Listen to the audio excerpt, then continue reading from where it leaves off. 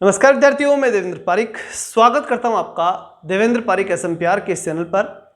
और चूंकि एसएससी से डेडिकेटेड ये चैनल है तो इसलिए इसके ऊपर अगर आप नए हैं चैनल को सब्सक्राइब कर लें और विषय को पूरी गहनता से पढ़ें। मैं विश्वास दिलाता हूं कि आने वाला जो जितना भी समय इस वीडियो पे आप देने वाले हो वो अति महत्वपूर्ण होगा और सबसे ज़्यादा उपयोगी समय आपका होगा। चलिए शुरू करते हैं।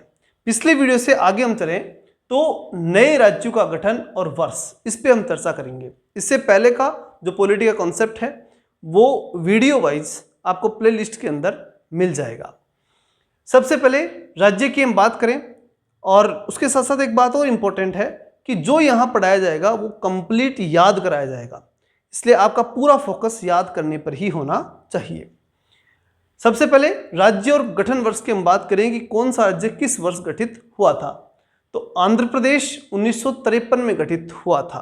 आंध्र प्रदेश में जो अ दिख रहा है ना वो 3 का संकेत देता है। ये लास्ट में जो 3 दिखाई दे रहा है वो। और पहली पंचायती जो है वो राज्यों को लेकर के वो आंध्र प्रदेश की हुई थी। ये मैंने पिछले वीडियो में बताया था कि श्रीरामुलु पट्टू जो है उन्होंने वहां पर भाषाई आधार पर आंध्र प्रदेश की मांग की थी और पहली बार अक्टूबर 1953 में आंध्र प्रदेश गठित हुआ था। ये हमने पिछले वीडियो में डिटेल से पढ़ा था, तो यह आसानी से याद रह जाएगा। दूसरा, महाराष्ट्र और गुजरात की हम बात करें तो महाराष्ट्र और गुजरात दोनों नज़दीक पड़ते हैं और नज़दीक पड़ते हैं तो दोनों में 60 गांठ है।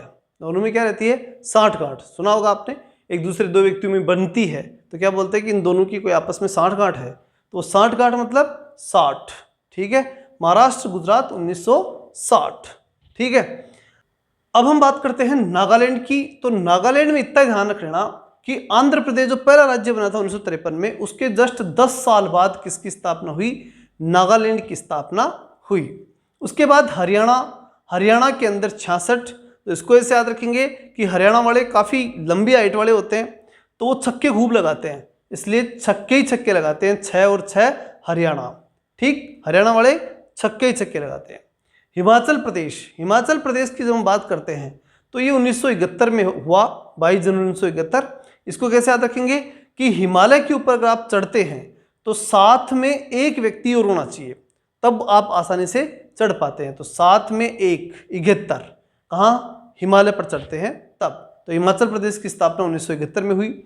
उसके बाद मेघालय की हम बात करें, मेघालय, मणिपुर और त्रिपुरा कि त्रिपुरा की जो मेम है, मैं और फिर त्रिपुरा, तो त्रिपुरा की मेम 72 होती है, मतलब काम करने में अच्छी होती है, 72 होती है। इस प्रकार से भी आप इसे याद रख सकते हैं। अगला है सिक्किम की बात करें तो 1975। तो आपने भी सुना होगा कि भारत सरकार ने 75वां वर्ष बनाते हुए सिक्के जारी किए थे, तो सिक्किम 1975।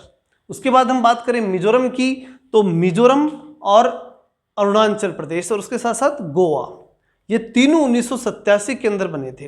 अब इनको क्रम से कैसे याद रखेंगे? 20 फरवरी और फिर 30 मई। याद रखने का सबसे सरल तरीका इसका, अम्मी बोलते हैं, मम्मी को बोलते हैं मम्मी, अम्मी, ऐसा हम बोलते हैं। तो अम्मी जो है वो गो यानी गई, अम्मी गई, कहाँ गई? सत्य बोलने, सत्याशी। क्योंकि घर पे जो है सब जगह सत्य कौन बोलती है? मम्मी बोलती है, सत्याशी। ठीक है, तो अम्मी गो यानी गई और सत्य बोल के आई, सत्याशी। उसके बाद छत्तीसगढ़, उत्तराखंड और झारखंड, ये तीनों बनाए थे अटल जी ने और सन 2000 के अंदर बनाए थे। तो ये 1 नवंबर, 9 नवंबर, 15 नवंबर का ही महीना था, लेकिन धीरे धीरे क्रम से तीनों बना दिए गए। तो इसको एक ही चीज़, इसमें आपको क्या दिक्कत आएगी? आपको पूछेगा, क्रम पूछेगा इनका कि भाई किस क्रम से बने और कौन से नंबर के थे। तो गोवा तो 25वां नंबर का था, उसके बाद 26, 27, 28 ये क्रम से थे तीनों। तो इसको ऐसे याद रखना कि छत से उतरते ही झारखंड, झाड़ा, कि भाई तो छत पे क्यों गया था? तो छत पर से जब व्यक्ति उतरता है तो उसे झाड़ा जाता है, उसे डांटा जाता है और उसे कहा जाता है कि अब तेरी गलती हो गई, इसलिए तू कितने रुपए दे? 2000 रुपये हमारे को इसके फाइन दे। ठीक है, कोई छत थी जिस पे चढ़ना वैध नहीं था तो उस पर कोई चढ़ गया, तो जब वो उतरा उत्तराखंड तो उससे क्या ले लिया? उससे झाड़ा, पहले तो उसे डांटा और डांटने के बाद में, नहीं झाड़ने के बाद में उससे 2000 रुपये भी ले लिए। ऐसे करके 26, 27, 28 को याद कर सकते हैं। फिर आता है तेलंगाना का आता है 29वां राज्य और ये 2014 में बना था, मोदी जी 2014 में आए थे, उस साल का याद रख लेना। और तेलंगाना आखिरी राज्य है, ये आपको अच्छी तरह से मालूम है। तो ऐसे करके ये सब चीज़ें मैंने आपको याद करवा दी। आराम से एक बार फिर से देख लेना अगर आपकी याद नहीं हुई तो, बाकी इसमें अब ज़्यादा समय खराब करने से मतलब नहीं है, क्योंकि जितनी ट्रिक थी वो मैंने सारी बता दी और आसानी से याद हो गई होगी। एक बार रिपीट ज़रूर कर लेना। आगे बढ़ते हैं। अब बात आती है भारतीय नागरिकता की, यानी भाग 2 हम पढ़ेंगे। और भाग 2 जो है वो आर्टिकल 5 से लेकर के और 11 तक है। 5 से 11 के जो आर्टिकल हैं वो पूरे के पूरे ऐसे कैसे याद हों, इसकी कोई ज़्यादा ज़रूरत नहीं है, लेकिन आपको एक चीज़ ध्यान रखनी है, 5 से 11 के अंदर जो जो बातें हैं वो हमें मालूम होनी चाहिए, क्योंकि सीधे नागरिकता के संबंध में क्वेश्चन, जो तार्किक क्वेश्चन है, वो ही हमसे पूछे जाते हैं। भारत में एकल नागरिकता का प्रावधान है। पहली बात कि भारत में नागरिकता एकल है, एक ही नागरिकता में मिलती है भारत की नागरिकता। भारतीय नागरिकता अधिनियम 1955 ईस्वी के अनुसार निम्न में से किसी एक आधार पर नागरिकता प्राप्त की जा सकती है। यानी पहली बार जो अधिनियम बना था वो 1955 का अधिनियम बना था, नागरिकता अधिनियम 1955, और उस अधिनियम के तहत हमें जो नागरिकता प्राप्त होती है उसके कुछ तरीके हैं। उनमें सबसे पहला तरीका है जन्म के आधार पर नागरिकता। प्रत्येक व्यक्ति जिसका जन्म संविधान लागू होने, अब संविधान लागू कब हुआ था, 26 जनवरी 1950 ईस्वी को, या इसके पश्चात, यानी या तो संविधान लागू हुआ उस दिन हो गया वो जन्म, या उसके बाद में जन्म हुआ हो, उससे पहले नहीं हुआ हो, ठीक है ना, उसके पश्चात भारत में हुआ हो, वह जन्म से भारत का नागरिक होगा। उसे क्या कहेंगे, जन्म से भारत का नागरिक कहा जाएगा। ठीक है, तो पहली बात क्लियर हो गई। जन्म से भारत का नागरिक कैसे बनेगा, 1950 ईस्वी के अंदर, 1950 ईस्वी के अंदर जिसका जन्म हुआ है या उसके बाद जन्म हुआ है 26 जनवरी 1950 या उसके बाद, वो भारत का नागरिक होगा जन्म से। दूसरी बात, अच्छा इसमें एक अपवाद भी है, वो भी ध्यान रखना है। अपवाद ये है कि राजनयिकों के बच्चे और विदेशियों के बच्चे, भाई राजनयिक यानी राजदूत यहाँ आए हुए और उनके बच्चा हो गया तो वो भारत का नागरिक थोड़ी बन जाएगा, नहीं बन सकता, वो तो राजदूत का बच्चा है। और कोई विदेशी यहाँ घूमने आया और उसका बच्चा पैदा हो गया तो वो थोड़ी भारत का नागरिक बनेगा, ये तो हम सब वैसे भी जानते हैं। तो ये अपवाद के रूप में रहेंगे। बाकी यहाँ वाले जो लोग हैं जो 26 जनवरी 1950 के बाद यहाँ, बाकी इनके अलावा कोई यहाँ पैदा हुआ है, उसे भारत की नागरिकता जन्म से मिल जाएगी, यानी हम सबको उस जन्म के आधार पर ज़्यादातर को मिली हुई है। फिर दूसरा होता है वंश परंपरा द्वारा नागरिकता। वंश परंपरा का मतलब क्या है कि भाई यहाँ का व्यक्ति है लेकिन बाहर चला गया और वहाँ उसके बच्चे हो गए या वो कारण हो गया, तो वो वंश तो यहीं का है ना, तो उस आधार पर जो नागरिकता मिलती है उसे क्या कहते हैं, वंश परंपरा की नागरिकता। भारत के बाहर अन्य देश में 26 जनवरी 1950 ईस्वी के पश्चात जन्म लेने वाला व्यक्ति भारत का नागरिक माना जाएगा यदि उसके जन्म के समय उसके माता पिता में से कोई भारत का नागरिक हो। ये बड़ी बात है, मतलब वंश उसका क्या होना चाहिए, भारत का। नहीं, भारत का अगर माता पिता है और उसका बच्चा भारत से बाहर जाने पर, यानी माता पिता कहीं बाहर गए, घूमने गए से मान लो, और वहाँ जन्म हो गया बच्चे का, तो अब ये थोड़ी कह सकते हैं कि अमेरिका में जन्म हुआ इसलिए भारत का नागरिक नहीं होगा, वो तो डेफिनेटली भारत का नागरिक होना है। तो वो चीज़ क्या है, वंश परंपरा के आधार पर भारत की नागरिकता मानी जाती है। ठीक, उसके बाद हम बात करते हैं कि माता की नागरिकता। पहले क्या था कि माता की नागरिकता के आधार पर विदेश में जन्म लेने वाले को नागरिकता प्रदान करने का प्रावधान नहीं था पहले, ठीक है ना। ये कब मिला, नागरिकता संशोधन अधिनियम 1992 के द्वारा दिया गया था, ठीक है ना। कि भाई माता अगर मान लो किसी दूसरे देश की है और उसका बच्चा जब पैदा हुआ तो उस माता के आधार पर जो है भारत की नागरिकता कई बार नहीं मिलती थी, लेकिन अब ये तय कर दिया कि माता या पिता में से कोई एक भी हो भारत का तो चलेगा, कोई इश्यू नहीं है। अब है देशीयकरण द्वारा नागरिकता। देशीयकरण द्वारा नागरिकता में क्या है, भारत सरकार से देशीयकरण का प्रमाण पत्र प्राप्त करके भारत की नागरिकता प्राप्त की जा सकती है। भारत सरकार में आप एप्लीकेशन लगाओ कि साहब हम देशीयकरण के आधार पर नागरिकता लेना चाहते हैं, इसी देश के हो गए, यहीं पर रम गए हम, तो उस आधार पर नागरिकता चाहिए। तो वो नागरिकता अगर आपको चाहिए तो उसके लिए एप्लीकेशन लिख के दो और फिर वो नागरिकता आपको मिल सकती है, ठीक है। तो वो क्या हो गया, देशीयकरण के द्वारा नागरिकता हो गई। फिर आता है पंजीकरण के द्वारा नागरिकता। निम्नलिखित वर्गों में आने वाले लोग पंजीकरण के द्वारा भारत की नागरिकता प्राप्त कर सकते हैं, ठीक है। अब देशीकरण की जो नागरिकता है ना वो सरकार पर निर्भर करती है। सरकार को लगे कि वास्तव में इस देश को उसने अपना लिया तो उस बेस पे उसे नागरिकता मिलती है। लेकिन पंजीकरण की जो नागरिकता है उसमें यह है कि उसे रजिस्ट्रेशन कराना पड़ता है, फिर उस रजिस्ट्रेशन के आधार पर फिर बाद में जाकर उसे नागरिकता मिलती है। तो इसमें कौन कौन सी शर्तें उस व्यक्ति को, पंजीकरण वाले को, जिसे पंजीकरण के थ्रू नागरिकता मिलनी है, उस व्यक्ति को कौन कौन सी शर्तें पूरी करनी पड़ेगी। वे व्यक्ति जो पंजीकरण प्रार्थना पत्र देने की तिथि से 6 माह पूर्व भारत में रह रहे हैं, यानी जिस दिन पंजीकरण के लिए एप्लीकेशन दी उससे 6 महीने पहले से भारत में कोई व्यक्ति रह रहा है, तो वो व्यक्ति पंजीकरण से नागरिकता ले सकता है। नंबर 2, वे भारतीय जो अविभाज्य भारत से बाहर किसी देश में निवास कर रहे हों। अविभाज्य भारत से बाहर का मतलब कि वो पाकिस्तान, बांग्लादेश, इन देशों का न हो। अखंड भारत के अंदर अगर पैदा हुआ है तो फिर वो इस शर्त से भारत का नागरिक नहीं बन सकता। बांग्लादेश, पाकिस्तान का ये जो, चूंकि ये भारत का हिस्सा थे कभी, तो इन लोगों को छोड़ करके अगर कोई दूसरी जगह का कोई व्यक्ति है, दूसरे देश का कोई व्यक्ति है, वो आकर के यहाँ पंजीकरण से नागरिकता ले सकता है। वे स्त्रियां जो भारतीयों में विवाह कर चुकी हों या भविष्य में विवाह करेगी, या तो भारतीयों से विवाह कर चुकी या भविष्य में भारतीयों के साथ विवाह करेंगी, तो उन स्त्रियों को भी पंजीकरण से नागरिकता पाने का अधिकार है। भारतीय नागरिकों के नाबालिग बच्चे, उनका क्या स्थिति है। नाबालिग बच्चे जो हैं उनकी स्थिति को देखें तो राष्ट्रमंडल देशों के नागरिक जो भारत में रहते हों या भारत सरकार की नौकरी कर रहे हों, ठीक है। राष्ट्रमंडल देशों के नागरिक का मतलब क्या है कि जो कभी अंग्रेजों के गुलाम रहे हैं, वो देश जो कभी अंग्रेजों के गुलाम रहे हैं, वो देश राष्ट्रमंडल देश कहलाते हैं। उन देशों का कोई नागरिक भारत में रह रहा है, राष्ट्रमंडल देशों के नागरिक जो भारत में रहते हों या भारत सरकार की नौकरी कर रहे हों, आवेदन पत्र देकर भारत की नागरिकता प्राप्त कर सकते हैं। वो भी एप्लीकेशन देकर के भारत की नागरिकता प्राप्त कर सकते हैं, लेकिन उनके लिए शर्त वही है कि वो राष्ट्रमंडल देशों के नागरिक हों, भारत में रहते हों या भारत सरकार की नौकरी कर रहे हों।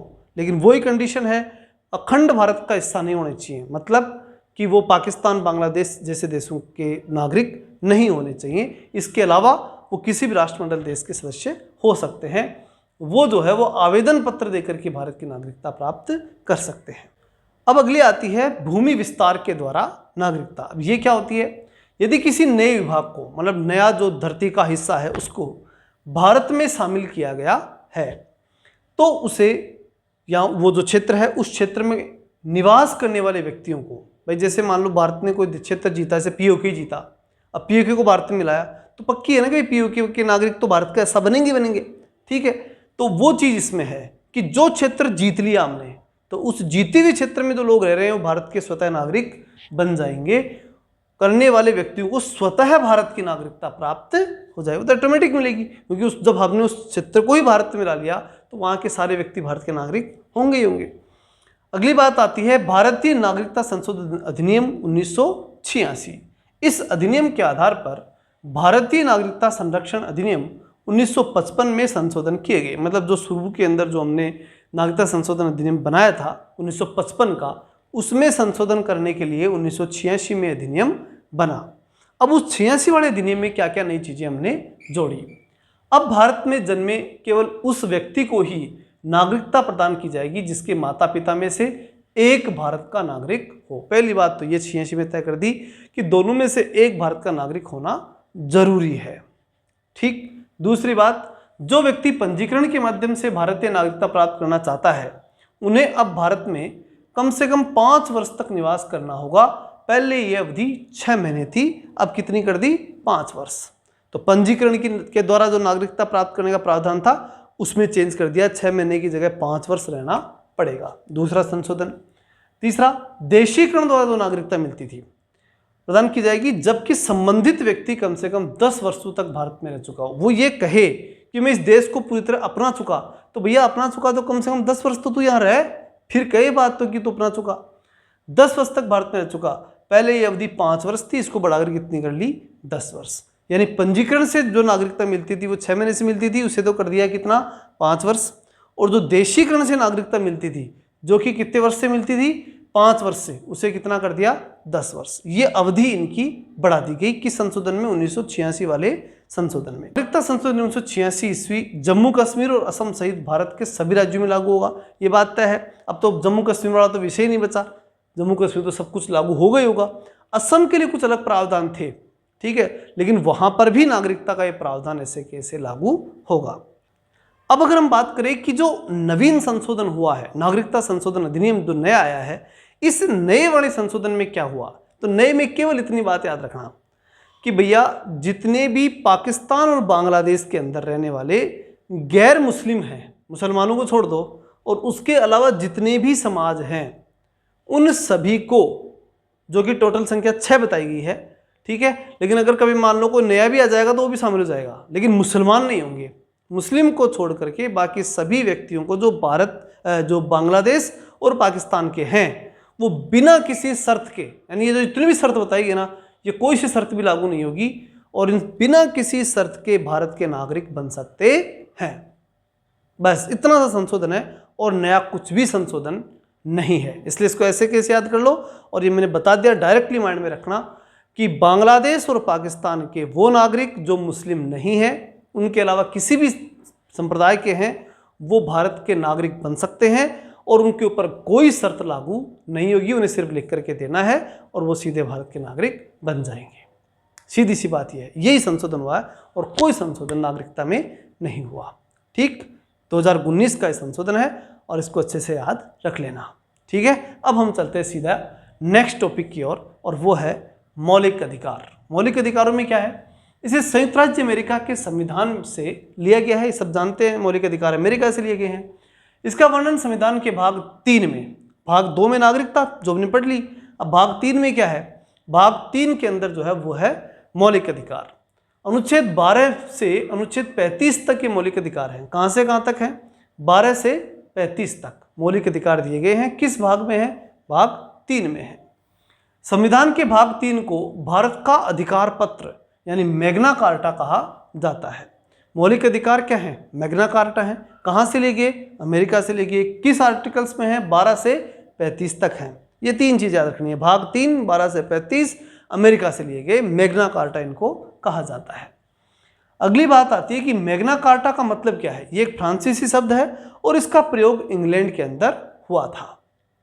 मौलिक अधिकारों में संशोधन हो सकता है और राष्ट्रीय आपदा के दौरान अनुच्छेद 352 जब लगता है, उस समय जीवन और व्यक्तिगत स्वतंत्रता के अधिकार को छोड़कर, यानी हमारे प्राण कोई नहीं ले सकता और बाकी सारे अधिकार हमारे छिन जाएंगे। कब, जब हम आपातकाल को लागू कर देंगे, यानी अनुच्छेद 352 जब लगेगा उस समय सिर्फ हमारे प्राण हम बचा सकते हैं, बाकी सारे अधिकार हमारे लैप्स हो जाएंगे।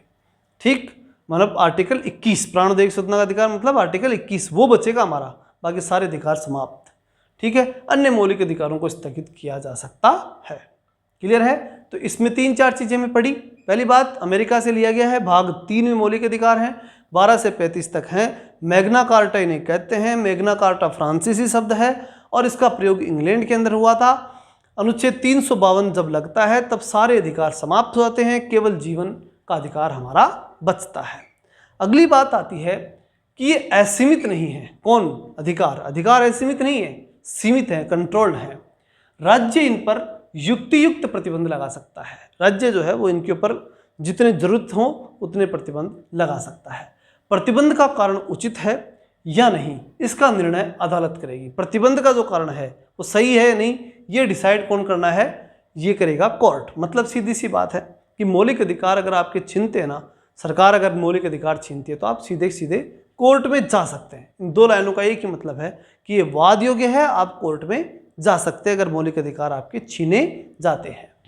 मौलिक अधिकार की सुरक्षा के लिए व्यक्ति उच्च न्यायालय अनुच्छेद 226 और उच्चतम न्यायालय अनुच्छेद 32 के तहत जा सकता है। मौलिक अधिकार की सुरक्षा के लिए व्यक्ति कहाँ जाएगा, उच्च न्यायालय और उच्चतम न्यायालय में जाएगा। उच्च न्यायालय किस आर्टिकल के तहत काम करेगा, अनुच्छेद 226 के तहत मौलिक अधिकारों की रक्षा करेगा उच्च न्यायालय। याद रखना अच्छे से, मतलब हाई कोर्ट जब मौलिक अधिकारों की रक्षा के लिए 5 प्रकार की रिट जारी करेगा तो वो आर्टिकल 226 के तहत, और सुप्रीम कोर्ट करेगा आर्टिकल 32 के तहत। दोनों ही बहुत महत्वपूर्ण प्रश्न हैं। यानी आपके मौलिक अधिकारों की रक्षा करने के लिए हाई कोर्ट 226 के तहत काम करेगा, 5 प्रकार की रिट जारी करेगा, और सुप्रीम कोर्ट आर्टिकल 32 के तहत काम करेगा और वही 5 प्रकार की रिट जारी करेगा। ठीक है, हाई कोर्ट 26 चिपका देना उसके, और सुप्रीम कोर्ट के सामने जा करके 32 ही दिखा देना। ठीक है ना, ये 2 याद रखना, 226 और 32। क्लियर, आगे देख लेते हैं। पीड़ित व्यक्ति, जो भी जिसके भी मौलिक अधिकारों का हनन हुआ है, खत्म हुए मौलिक अधिकार, वो पीड़ित व्यक्ति सीधे उच्चतम न्यायालय में भी जा सकता है। यह आवश्यक नहीं कि केवल उच्च न्यायालय के खिलाफ ही वहां अपील को लेकर के जाए।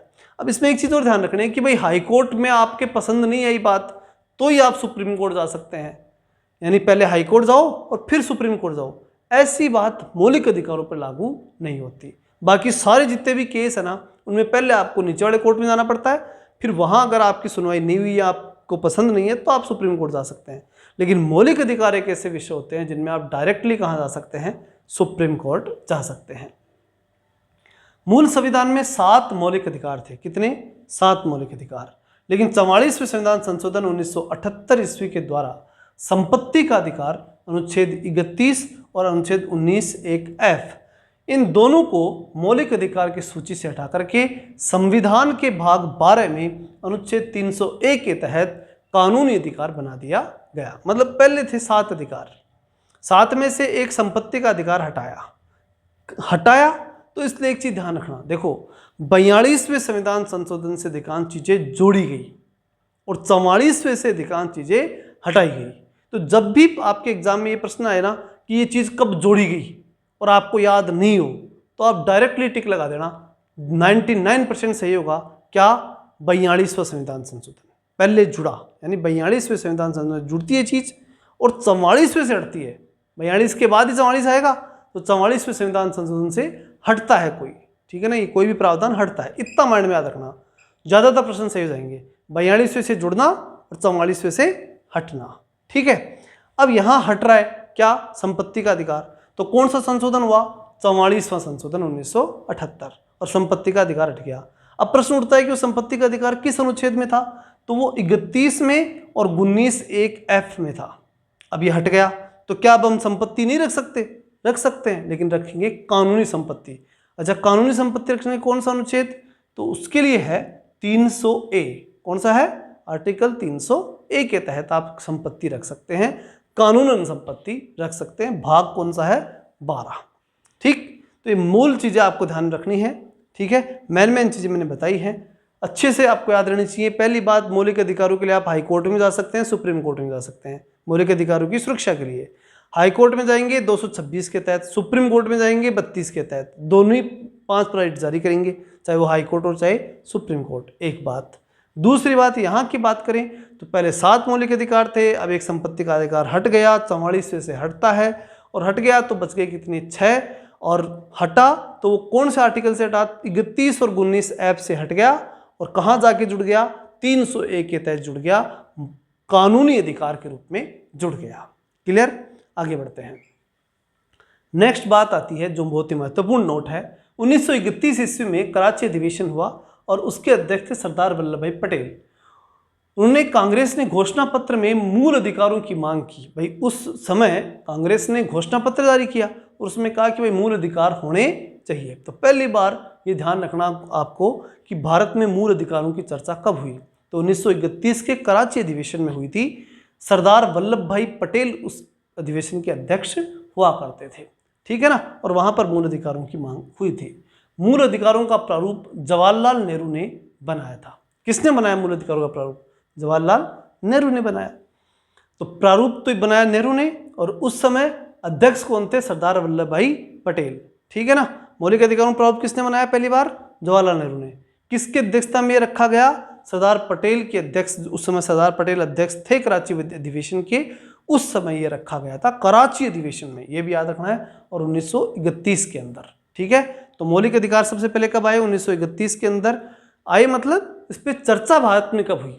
तो भारत में मौलिक अधिकार की पहली चर्चा 1931 में हुई, कराची अधिवेशन में हुई। उस अधिवेशन के अध्यक्ष सरदार वल्लभ भाई पटेल थे और उस प्रारूप को बनाया, जो अधिकारों का जो प्रारूप या अधिकारों का खाका बनाया था, वो जवाहरलाल नेहरू ने बना करके उस प्रस्ताव के रूप में उस कराची अधिवेशन में रखा था।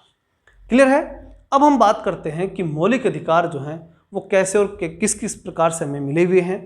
तो समानता या समता का अधिकार, इसको पढ़ें उससे पहले 2 आर्टिकल और आपको ध्यान रखने हैं, आर्टिकल 13 और आर्टिकल 368।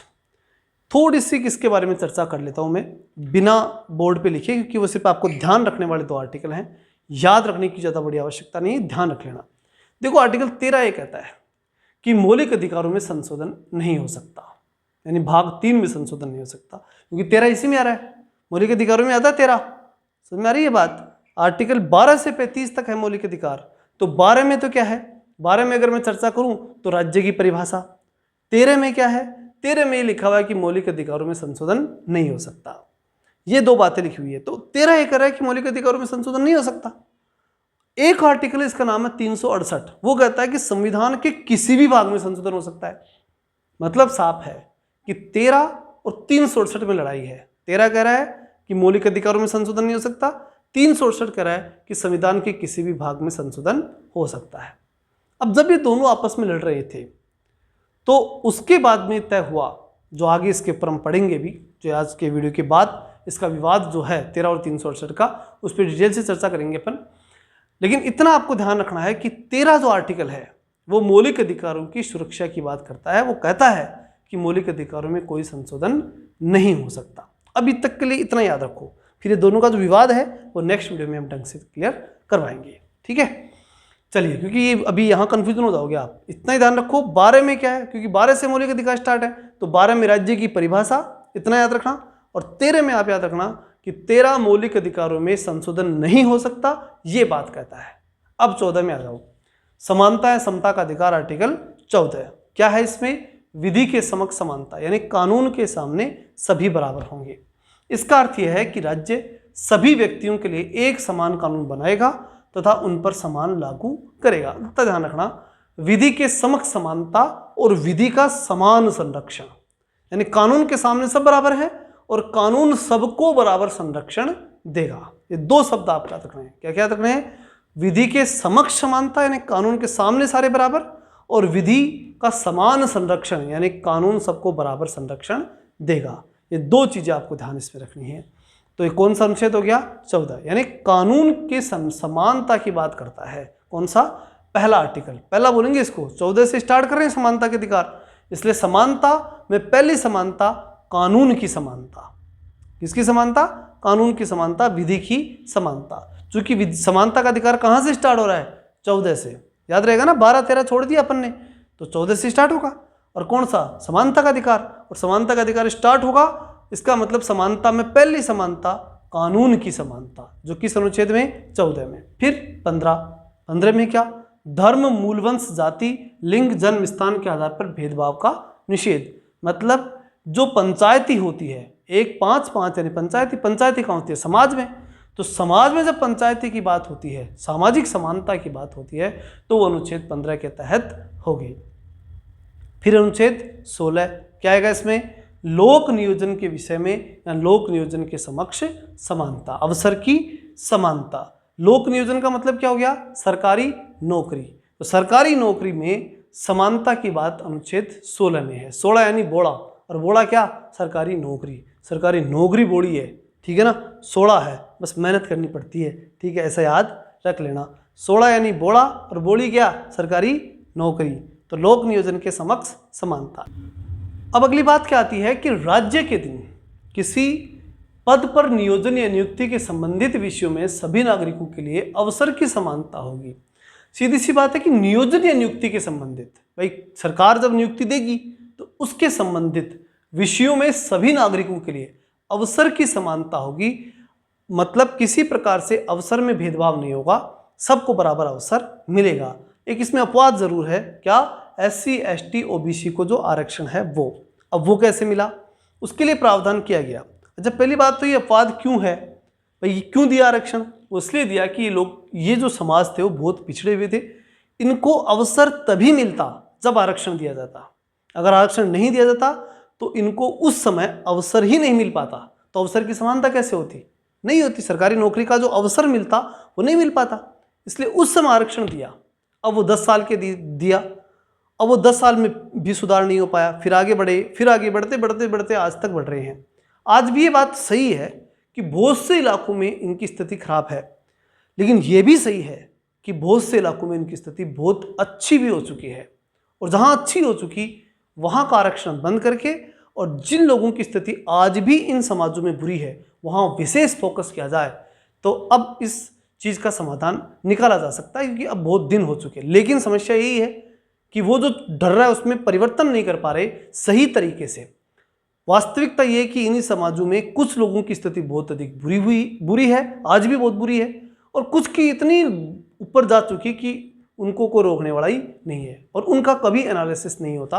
और ये एनालिसिस जरूरी है कि जिनको बहुत अधिक लाभ मिल चुका उनको रोको, और वो सारा लेकर के एक बार सारा का सारा किसको दे दो, वो जो इन समाजों में बहुत कमज़ोर रह गए उनको दे दो, जिससे वो ऊपर उठ जाएं। फिर जब सब ऊपर उठ जाएंगे फिर जाकर के समस्या का समाधान हो पाएगा। अगली बात हम बात करते हैं कि फिर जो आरक्षण है वो किस अनुच्छेद के तहत दिया गया है।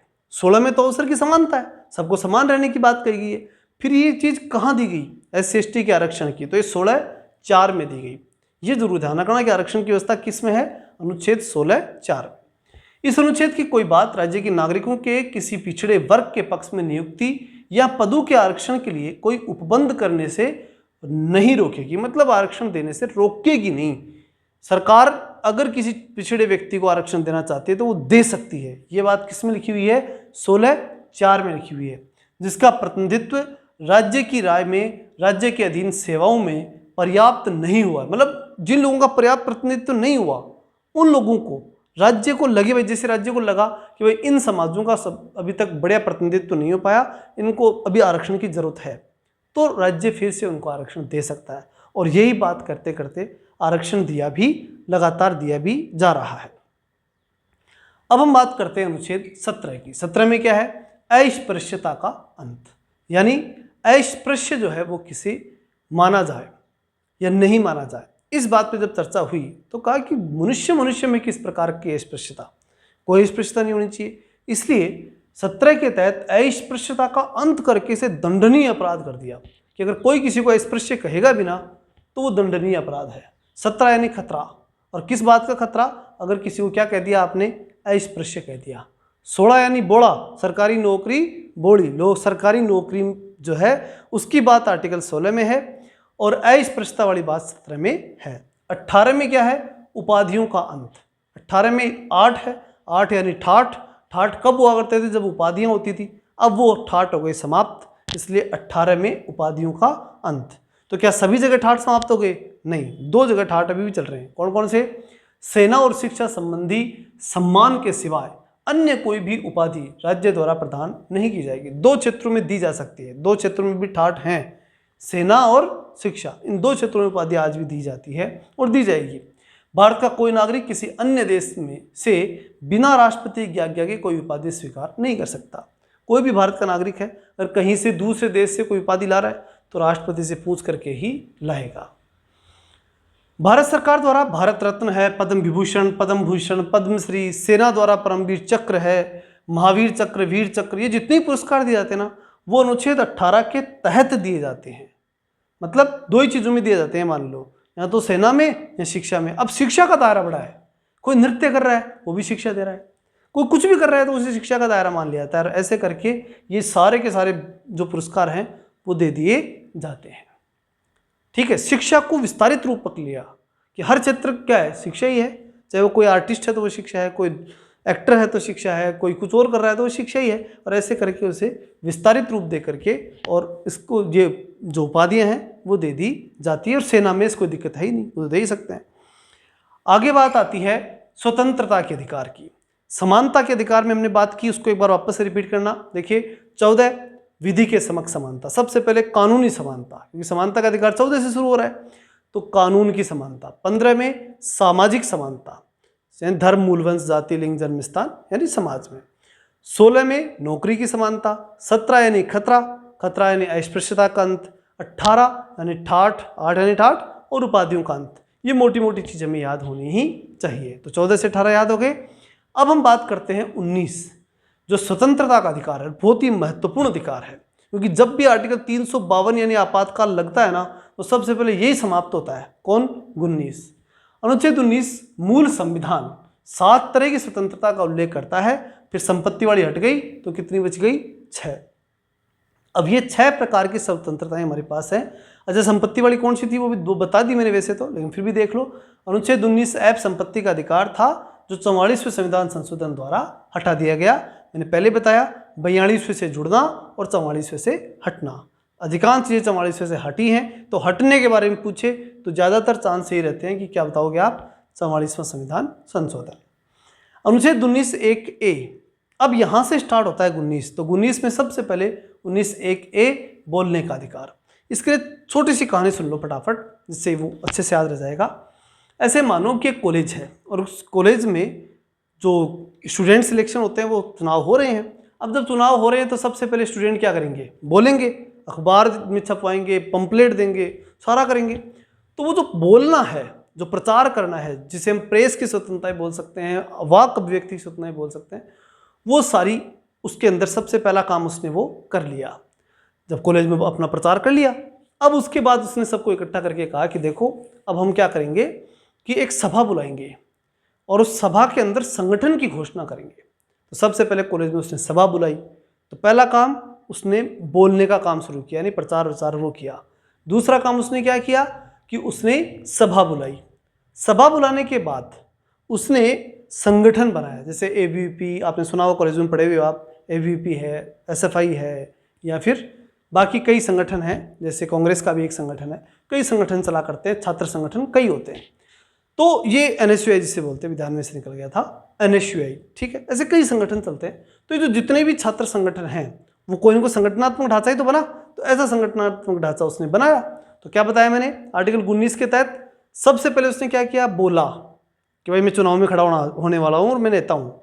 दूसरा उसने क्या किया, सभा बुलाई। बुलाने के बाद उसमें किसकी घोषणा की, संगठन की। 3 काम हो गए, बोला, सभा बुलाई और संगठन की घोषणा कर दी। अब चुनाव हो गए, चुनाव की एक सामान्य प्रक्रिया थी, हो गई, इसको याद नहीं रखना चुनाव को, ठीक है ना, वो तो होना ही था। चुनाव हो गए, जीत गए, सारे काम हो गए। अब चौथा काम होता है, जब जीत गए तब उसके साथियों ने पूछा कि यार तू जीत गया, अब हमें घुमा के तो ला। तो घुमाने की जो प्रक्रिया है वो किस में आ गई, चौथा, ठीक। पहला क्या बताया मैंने, नेता ने सबसे पहला काम जो स्टूडेंट लीडर उसने बोलने का काम किया। दूसरा सभा बुलाई। तीसरा उसने संगठन बनाया। चौथा उसने घूमने की प्रोसेस की। अब घूमने के लिए साथियों को ले गया, ठीक है, मसूरी नैनीताल घुमाने के लिए ले गया।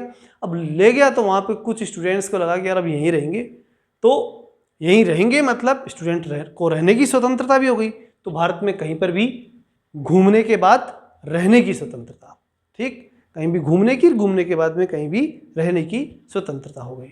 अब रहने की स्वतंत्रता हुई तो कुछ ना कुछ पैसा चाहिए था वहाँ, तो उन्होंने क्या किया, जहाँ रहे वहीं पर जमीन को कब्जे कर लिया और कब्जे करके और उस पर अपना जीवन यापन शुरू कर दिया। लेकिन जैसे ही सरकार को मालूम पड़ा तो सरकार ने क्या किया, वहाँ की जो लोकल गवर्नमेंट थी, चाहे वो पंचायत थी चाहे वो नगर पालिका थी, उसने उस संपत्ति को फिर से छीन लिया और छीन करके उन्हें कहा कि देखो तुम यहाँ पर रह तो सकते हो, लेकिन ऐसा नहीं है कि तुम अपनी कब्जा ही करके बैठ गए। तो फिर वहाँ से उनको भगा दिया। तो वो जो स्टूडेंट वहाँ रह रहे थे, घूमने गए थे, वो रहने लग गए थे तो उनको सरकार ने भगा दिया, वहाँ की सरकार ने।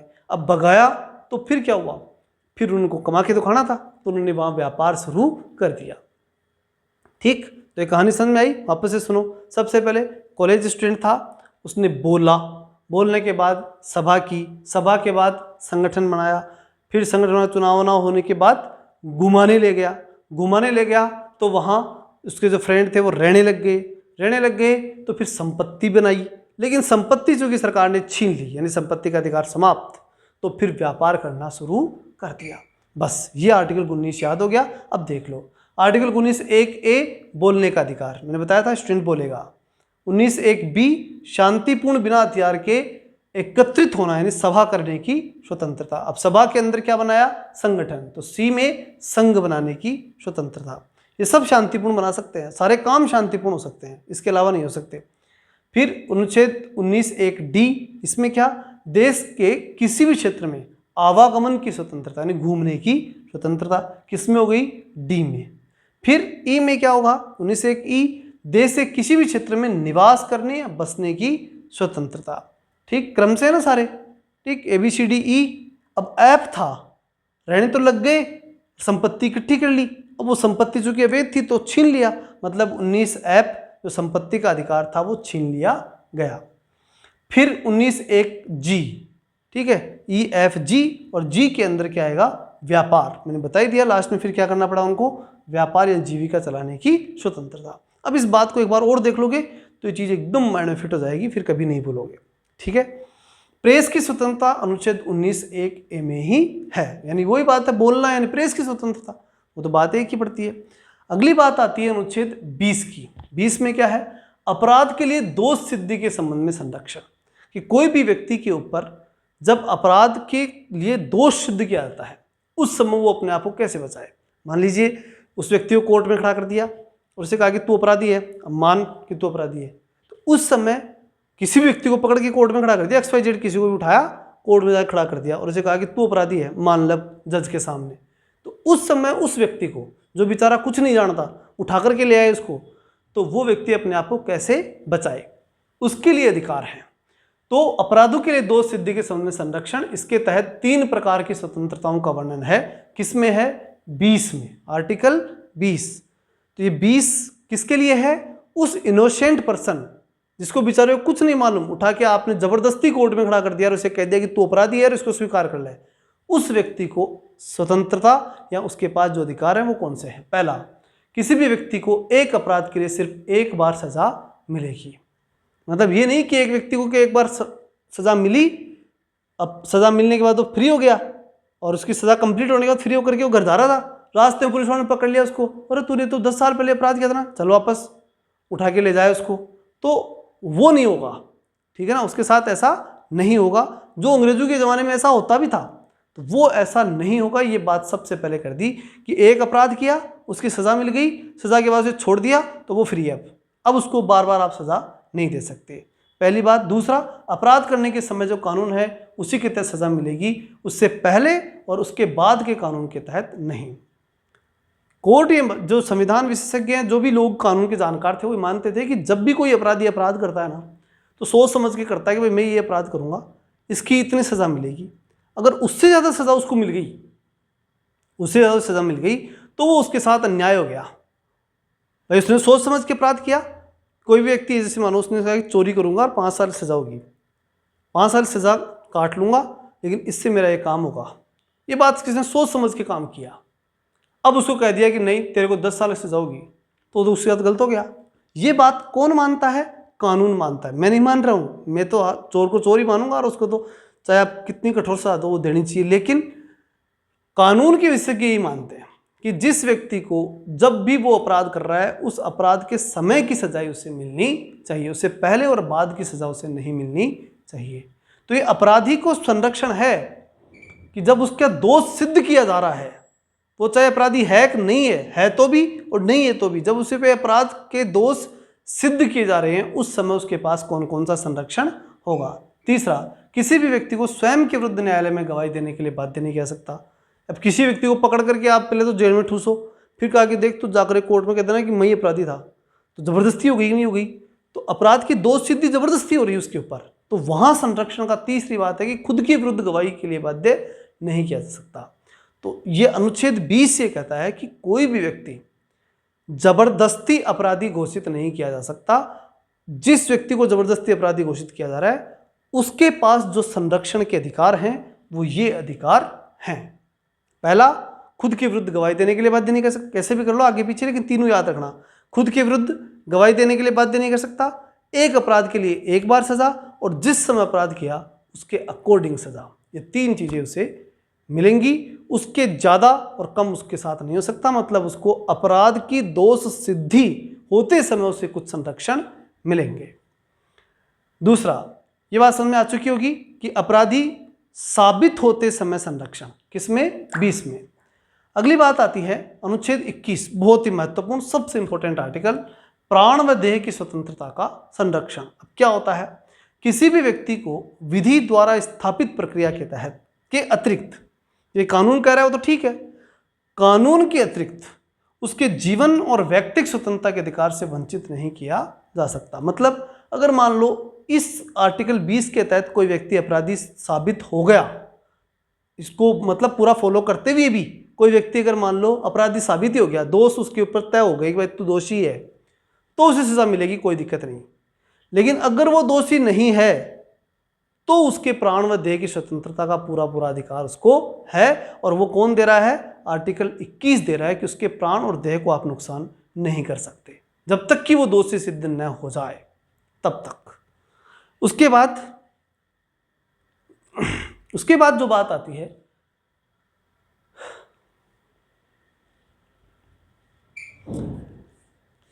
इसके बाद इंपॉर्टेंट बात आती है अनुच्छेद 21 के तहत प्रत्येक सरकार का दायित्व बनता है कि वह अपने नागरिकों को स्वस्थ और स्वच्छ पर्यावरण उपलब्ध कराए। इसके लिए भारत सरकार ने संसद से राष्ट्रीय हरित न्यायाधिकरण अधिनियम 2010 पारित करवाया। राष्ट्रीय हरित न्यायाधिकरण पारित करवाया, किसके लिए करवाया? ध्यान से देखना। अनुच्छेद 21 यानी प्राण और देह की स्वतंत्रता का अधिकार। अब उस प्राण और देह की स्वतंत्रता के अधिकार के तहत ही बात हो रही है कि सरकार का दायित्व बनता है कि वो अपने नागरिकों को स्वस्थ और स्वच्छ पर्यावरण उपलब्ध करवाए। मतलब जितना भी हमारी स्वास्थ्य की जिम्मेदारी है ना, वो सरकार की है। क्यों है हमारे स्वास्थ्य की जिम्मेदारी? आर्टिकल 21 जिम्मेदारी देता है किसको? सरकार को, कि भैया इन नागरिकों के स्वास्थ्य की जिम्मेदारी आपकी है और इसलिए स्वस्थ और स्वच्छ पर्यावरण उपलब्ध करना ही चाहिए। नागरिकों को स्वच्छ और स्वच्छ पर्यावरण मिलना चाहिए। तो इसके लिए भारत सरकार ने संसद से राष्ट्रीय हरित न्यायाधिकरण अधिनियम पास करवाया था और ये पास करवा करके कि भाई सबको स्वच्छ पर्यावरण मिले, इसके लिए 2010 में पास करवाया।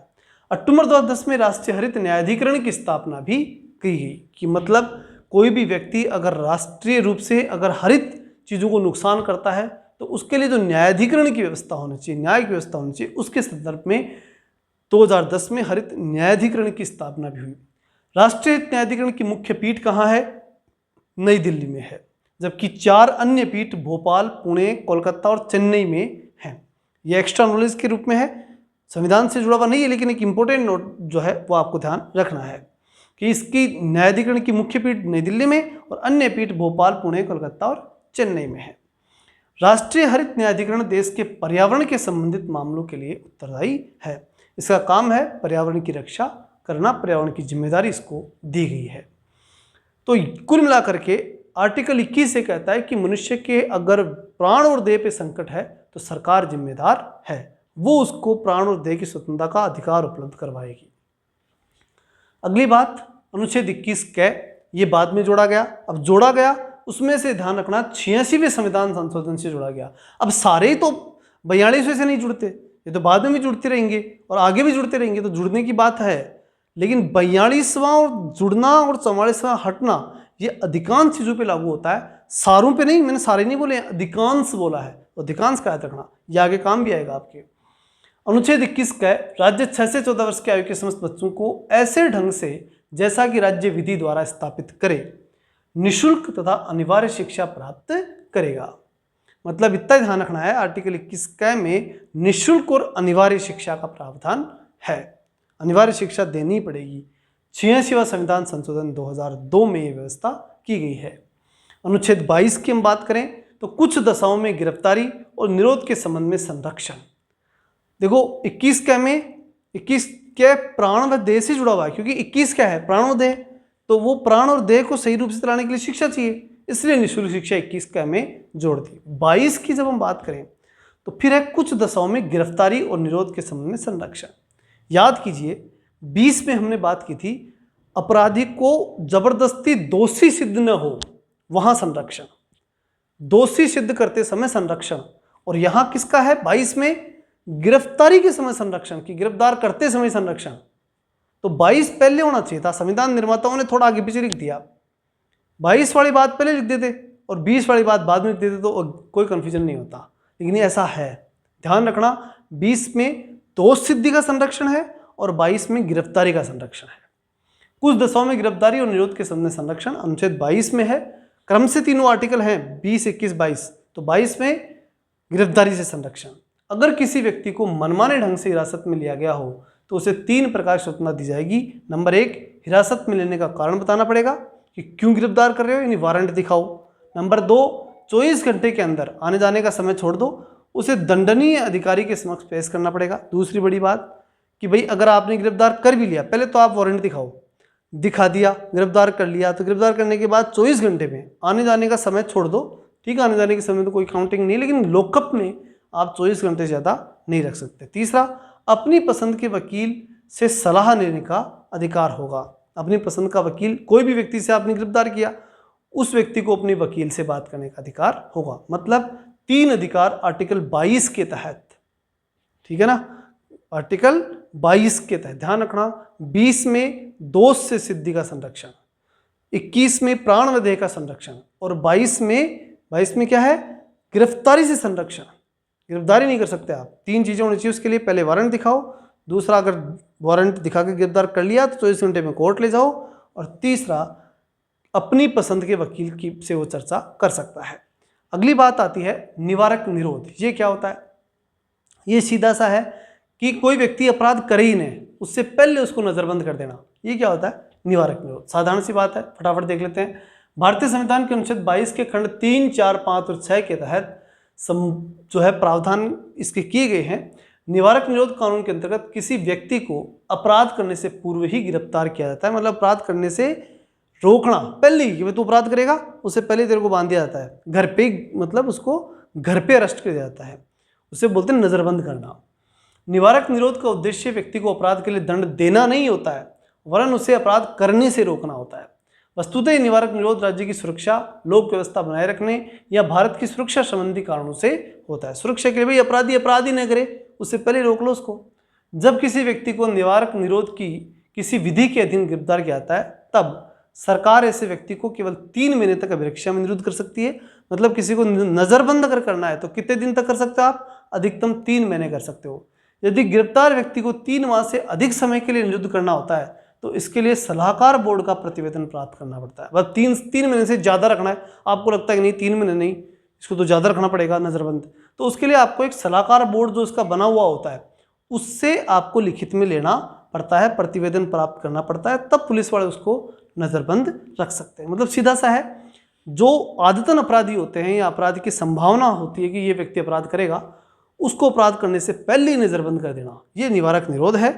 3 महीने का समय अधिकतम होता है, लेकिन 3 महीने से ज़्यादा भी बढ़ाया जा सकता है। किससे? सलाहकार बोर्ड के प्रतिवेदन के माध्यम से। अगली बात आती है, इस प्रकार निरुद्ध व्यक्ति को यथाशीघ्र निरोध के आधार पर सूचित किया जाएगा।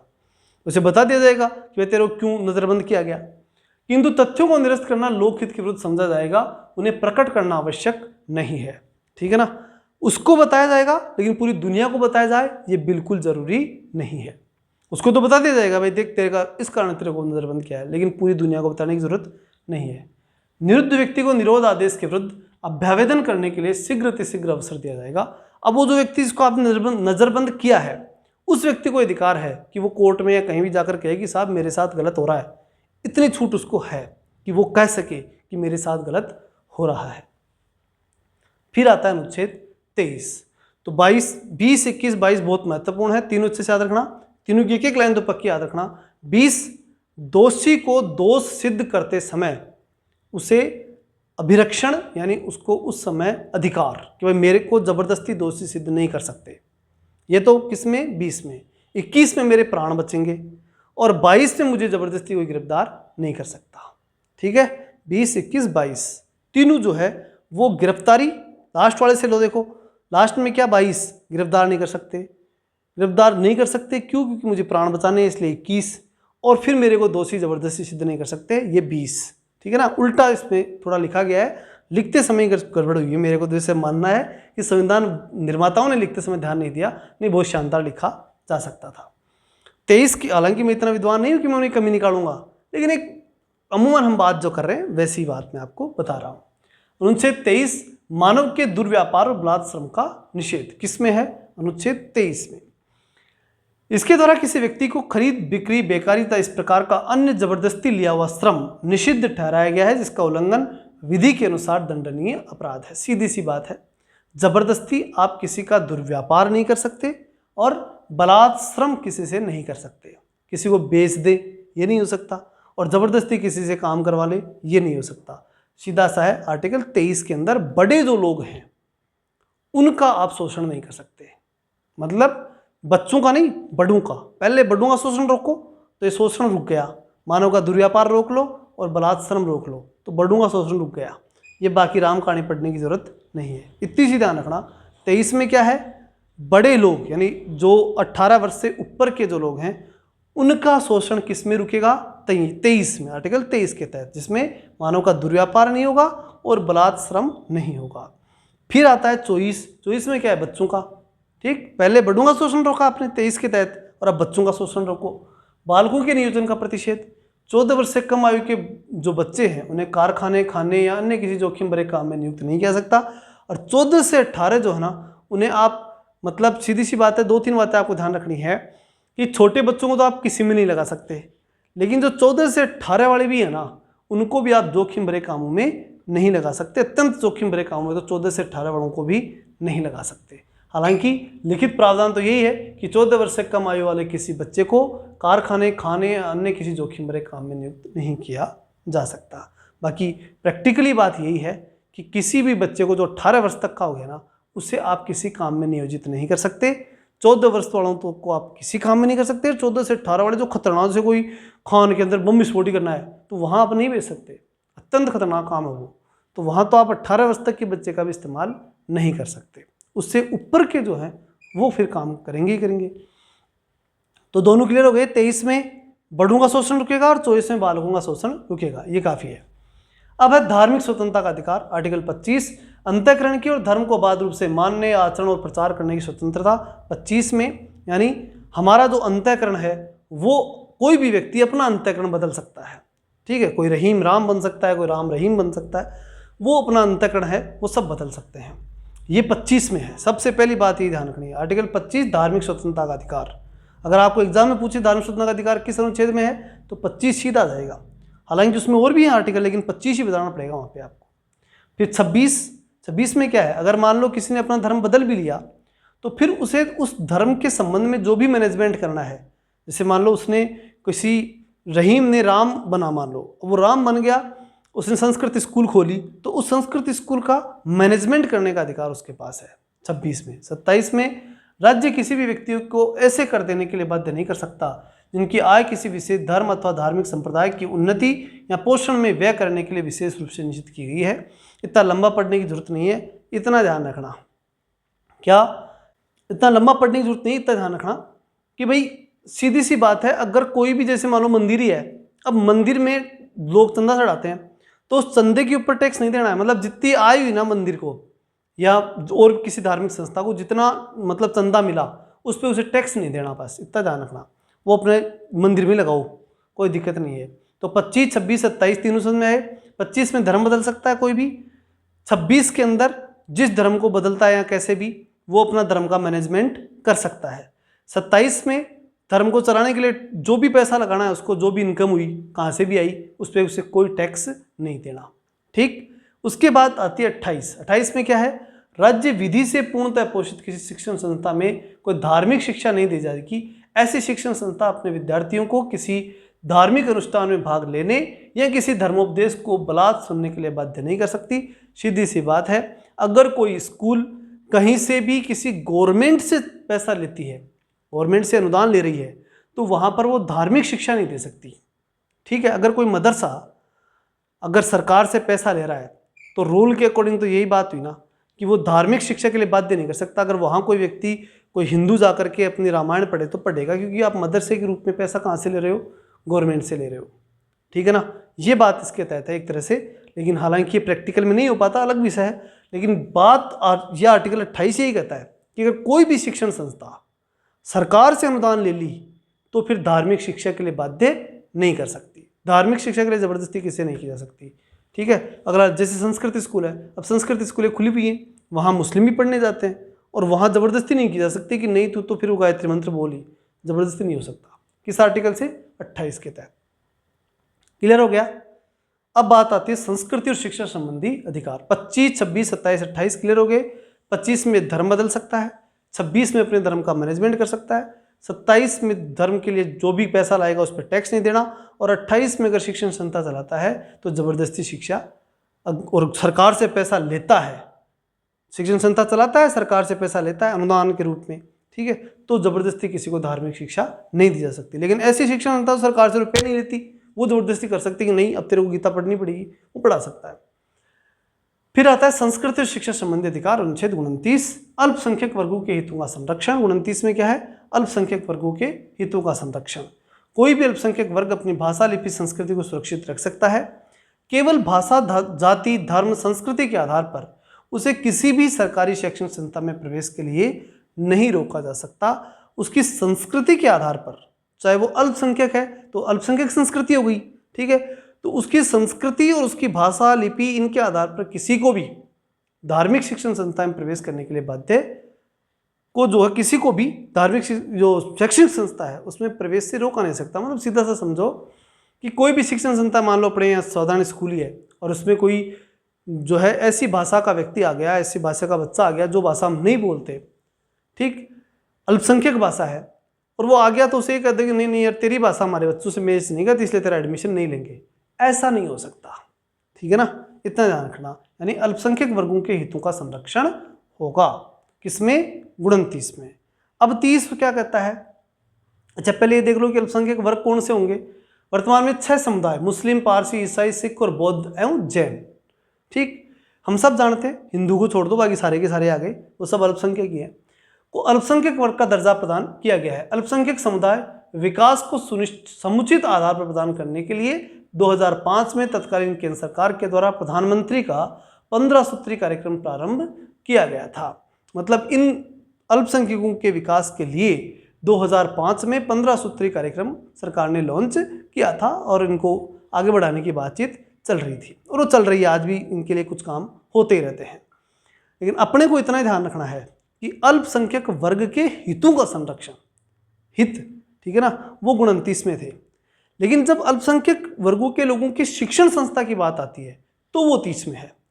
अल्पसंख्यकों के हित 29 में और 30 में शिक्षण संस्था की स्थापना किनके लिए?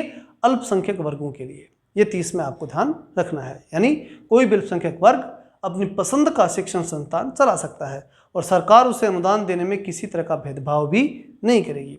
संवैधानिक किसी प्रकार भेदभाव नहीं करेगी। ये कंप्लीट हो गया आर्टिकल 30 तक। अब मौलिक अधिकारों का एक सबसे महत्वपूर्ण आर्टिकल, आर्टिकल 32, उस पर चर्चा करेंगे। लेकिन आप पूछेंगे कि सर 30 के बाद तो 31 आता है, तो मैं कहूँगा कि 31 में संपत्ति का अधिकार था जो हट गया, इसलिए 31 में नहीं पढ़ना और इसलिए हम सीधे कहाँ पहुँच गए? 32 में, ठीक है, और ये अंतिम है इसलिए इसको फटाफट देख लो। संवैधानिक उपचारों का अधिकार को डॉक्टर भीमराव अंबेडकर ने संविधान की आत्मा कहा था। संविधान की आत्मा किसे कहा? भीमराव अंबेडकर ने संवैधानिक उपचारों के अधिकार को संविधान की आत्मा कहा था। कौन से अनुच्छेद में है? अनुच्छेद 32 में, ठीक है, संविधान की आत्मा है ये। क्यों है? क्योंकि सारे मौलिक अधिकार इसी से बचते हैं, हमारे यही बचाता है मौलिक अधिकारों को। इसके अंतर्गत मौलिक अधिकारों को परिवर्तित कराने के लिए समुचित कार्यवाहियों द्वारा उच्चतम न्यायालय में आवेदन करने का अधिकार प्रदान किया गया है। ध्यान रखना, अनुच्छेद 32 मैंने भी बताया भी था आपको, 226 के तहत हाईकोर्ट के थ्रू आप अपने मौलिक अधिकार बचा सकते हैं और 32 के तहत सुप्रीम कोर्ट के थ्रू आप अपने मौलिक अधिकार बचा सकते हैं। तो ये उच्चतम न्यायालय में काम करता है। इस संदर्भ में सर्वोच्च न्यायालय को 5 प्रकार के समादेश यानी रिट निकालने की शक्ति प्रदान है। पहली, बंदी प्रत्यक्षीकरण, इसका अंग्रेजी नाम अच्छे से याद रखना, हैबियस कॉर्पस। दूसरा, परमादेश, इसका भी अंग्रेजी नाम याद रखना, मैंडमस कहते हैं इसे। प्रतिषेध लेख, इसे प्रोहिबिशन कहते हैं, ये अंग्रेजी नाम आपको ढंग से याद रखने हैं। उत्प्रेषण यानी सारटोरी और अधिकार प्रच्छायनी क्यूरेंटो, इसको एक बार वापस से देख लेना, ठीक है, मैंने बता दिए हैं। ये अंग्रेजी नाम आपको याद होने ही चाहिए, एग्जाम में पूछेगा, ठीक है ना। पहला बंदी प्रत्यक्षीकरण, हैबियस कॉर्पस, ठीक है, बंदी को प्रत्यक्ष करना है तो कार में बिठा के लाएंगे, इसलिए कॉर्पस। कोर्ट में लाएंगे तो कैसे? कार में बिठा के लाएंगे बंदी को प्रत्यक्ष करने के लिए। दूसरा, परमादेश, मैंडमस, ठीक। फिर प्रतिषेध लेख, प्रोहिबिशन, प्रतिषेध, प्रोहिबिशन, पैसे प्रतिषेध और पैसे प्रोहिबिशन। उत्प्रेषण, सारटोरी, ऊपर भेजना है, सारे के सारे को ऊपर भेजना है, उत्प्रेषण। और अधिकार प्रच्छायनी क्यूरेंटो, ठीक है, अधिकार पृच्छ यानी पूछना है तो क्या पूछें? क्यूरेंटो, ऐसे याद रख लेना। अगली बात आती है बंदी प्रत्यक्षीकरण क्या है। ये 5 रिट क्या है ये और देख लेते हैं। बंदी प्रत्यक्षीकरण तो सीधा सा बात है कि किसी व्यक्ति को गिरफ्तार किया, उसे 24 घंटे में कोर्ट के सामने लाओ, ये बंदी प्रत्यक्षीकरण है। अगर नहीं लाते हो 24 घंटे में 24 घंटे में अगर किसी व्यक्ति को पकड़ लिया और 24 घंटे में आप कोर्ट के सामने नहीं ला रहे हो, तब कोर्ट ये रिट जारी करता है। ये उस व्यक्ति की प्रार्थना पर जारी किया जाता है जो ये समझता है कि उसे अवैध रूप से बंदी बनाया गया है। इसके दौरान न्यायालय बंदी करने वाले अधिकारी को, जिस व्यक्ति ने पकड़ा है उस अधिकारी को आदेश देता है क्या, कि बंदी बनाए गए व्यक्ति को निश्चित स्थान यानी कोर्ट और निश्चित समय जो भी टाइम देगा उसके अंदर उपस्थित करे, जिससे न्यायालय बंदी बनाए जाने के कारणों पर विचार करे। मतलब 24 घंटे में या तो कोर्ट में ले आए, अगर कोई व्यक्ति 24 घंटे में कोर्ट में नहीं लाता है तो कोर्ट द्वारा ये रिट जारी की जाती है और उस व्यक्ति को आदेश दिया जाता है जिस व्यक्ति ने गिरफ्तार किया है कि लेके आ भैया जिसको गिरफ्तार किया था। ठीक। दूसरा, परमादेश। परमादेश का मतलब क्या है? परमादेश लेख उस समय जारी की जाती है जब कोई परमाधिकारी यानी कोई भी अधिकारी, मान लो वो अधिकारी अपने सार्वजनिक कर्तव्य का निर्वाह नहीं करता। जैसे मान लो कोई कलेक्टर बन गया और कलेक्टर ये काम ही नहीं कर रहा, सार्वजनिक दायित्व जो उसके हैं उनका निर्वाह नहीं कर रहा, तो आप जाके कहो कोर्ट को कि साहब ये तो सीट पे बैठा है, काम वाम कुछ करता नहीं है। ठीक है। इस प्रकार के आज्ञा पत्र के आधार पर पदाधिकारी को उसके कर्तव्य का पालन करने का आदेश जारी कर सकता है। तो कोर्ट ये रिट जारी कर सकता है कि भैया तू इस सीट पे बैठा है, ये काम तेरे को करना पड़ेगा, इसलिए ये आदेश मैं देता हूँ, मैं आदेश देता हूँ। ये बात कौन कहता है? Supreme court. और फिर उस चाहे वो कलेक्टर हो, कोई कितना बड़ा अधिकारी हो, उसे काम करना पड़ेगा। ठीक। तो कोर्ट कौन सा आदेश जारी करेगा? परमादेश। और केस कब जारी करेगा? जब वो व्यक्ति काम नहीं कर रहा और आप जाके कोर्ट में कहोगे तब जारी करेगा। अपने आप कोर्ट कभी कोई आदेश जारी नहीं करता। अगली रिट कौन सी है? प्रतिषेध रिट। यह आज्ञा सर्वोच्च न्यायालय, उच्च न्यायालय के द्वारा निम्न न्यायालयों तथा अर्ध न्यायिक न्यायाधिकरण को जारी करते हुए आदेश देता है कि इस मामले में अपने यहाँ कार्यवाही न करे, क्योंकि ये मामला उनके अधिकार क्षेत्र से बाहर का है। क्या है? प्रतिषेध। प्रतिषेध का मतलब कि नीचे वाले कोर्ट में मामला चल रहा है, जैसे हाई कोर्ट में मामला चल रहा है और सुप्रीम कोर्ट को मालूम पड़ा कि इसके बस की बात नहीं, ये गड़बड़ करेगा, तो सुप्रीम कोर्ट हाई कोर्ट को आदेश देगा कि रुक जा, बस इतना ही, अब बीच में से ही तू मेरे को दे दे। तो उसे क्या कहते हैं? प्रतिषेध। बीच में से अपने पास मंगवाने को क्या बोलते हैं? प्रतिषेध। हाई कोर्ट में चल रहा है और चलते कोई बीच में अपने पास सुप्रीम कोर्ट मंगा ले, वो प्रतिषेध। दूसरा होता है उत्प्रेषण। उत्प्रेषण में क्या होता है? उसमें होता है कि कोर्ट केस या तो हाई कोर्ट ने सुनना ही नहीं, चालू ही नहीं किया, या फिर हाई कोर्ट ने पूरा सुन लिया, उसके बाद अगर सुप्रीम कोर्ट अपने पास मंगाए तो उसे कहते हैं उत्प्रेषण। ठीक है। दोनों का अंतर समझ में आ गया? हाई कोर्ट में केस चल रहा है, चलते केस को बीच में मंगवाना किसके द्वारा? सुप्रीम कोर्ट द्वारा, वो तो होता है प्रतिषेध, बीच में काट के मंगाया। और केस चालू ही नहीं हुआ या केस पूरा हो गया उसके बाद ऊपर मंगवाना सुप्रीम कोर्ट द्वारा, वो क्या होता है? वो होता है उत्प्रेषण। क्लियर है दोनों चीजें? अब एक अंतिम रिट और होती है, वो होती है अधिकार पृच्छा। अधिकार पृच्छा का मतलब कि कोई सार्वजनिक अधिकारी कर्मचारी, जैसे मान लो फर्जीवाड़े से कोई नौकरी लग गया, पैसे दे के लग गया, अब पैसे दे के लग तो गया लेकिन उसके पास अधिकार तो था ही नहीं उस सीट पे बैठने का। फर्जीवाड़े से कोई नौकरी लग जाए और सुप्रीम कोर्ट को मालूम पड़ जाए तो सुप्रीम कोर्ट उसे रिट जारी करेगा कि तू साबित कर कि भैया तू तेरी योग्यता से लगा है, किस अधिकार से तू सीट पे बैठा। उस रिट को क्या बोलते हैं? अधिकार पृच्छा। जितनी भी सरकारी नौकरी के संबंध में रिट जारी होती है ना, वो सारी रिट किस संबंध किससे होती है?